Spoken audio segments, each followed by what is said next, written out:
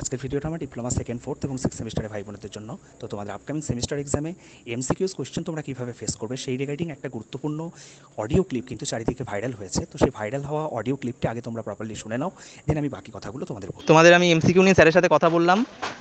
এই বছরে নতুন রুলস, আগেরবার পর্যন্ত এমসিকিউ করলেও তোমাদের নাম্বার তাও দিয়েছে, কিন্তু এবার থেকে কিন্তু দেবে না। 1 নম্বর এমসিকিউ দেখাচ্ছে, 1 নম্বর এক্সপ্লেনেশন দেখাচ্ছে, ঠিক আছে, কিন্তু এবার ওপর থেকে কলেজের সাফ জানিয়ে দিয়েছে। আমি রানাঘাট কলেজের স্যারকে ফোন করেছিলাম, তো তোমাদের সাফ জানিয়ে দিয়েছে যে এক্সপ্লেনেশন একদম সঠিক হতে হবে।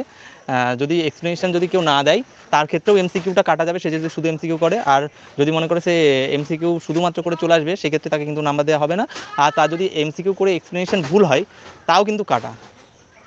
সেই জন্য তোমরা কিন্তু ভেবে চিন্তে করবে। আর দ্বিতীয়ত স্যার যেটা বললো, আমি যেটা বলেছিলাম, স্যার সেটাই বললো যে যদি এক্সপ্লেনেশন যদি না পারো তাহলে ওইটাকেই ঘুরিয়ে লিখতে স্যাররা কিন্তু নাম্বার দিয়ে দেবে। যদি স্যার একটুখানি যদি ঠিকঠাক মতো হয় তাহলে তো কোনো অসুবিধা নেই। আর যদি স্যার যদি একটু মানে জানোই তো, কিছু কিছু স্যাররা যেটা বেশি বেশি করে, তারা কিন্তু নাম্বারটা দেবে না বললো, কিন্তু অন্য বেশিরভাগ ক্ষেত্রেই স্যাররা কিন্তু নাম্বার দিয়ে দেবে যদি এক্সপ্লেনের সাথে ওটাকে ঘুরিয়ে ঠিকঠাক করে দাও। অডিও ক্লিপটা শুনলে, তো এই মুহূর্তে তোমাদের যেটা কাজ সেটা হলো ফুল ফোকাসের সাথে তোমরা যেভাবে প্রিপারেশন নিচ্ছ সেমিস্টার এক্সামের আগে যতটুকু টাইম আছে সেটুকুকে প্রপারলি তোমরা কাজে লাগাও।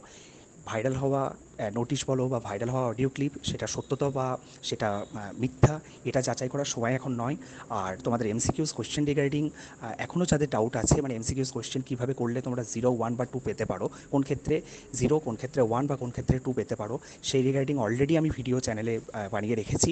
ওই ভিডিও লিঙ্ক হচ্ছে এই ভিডিও ডেসক্রিপশনে এবং ফার্স্ট কমেন্টে আমি দিয়ে রাখবো। তোমরা যারা এখনও পর্যন্ত বিষয়টা নিয়ে কনফিউজড বা এখনও যারা ওই ভিডিও দেখোনি তারা দেখে নিও।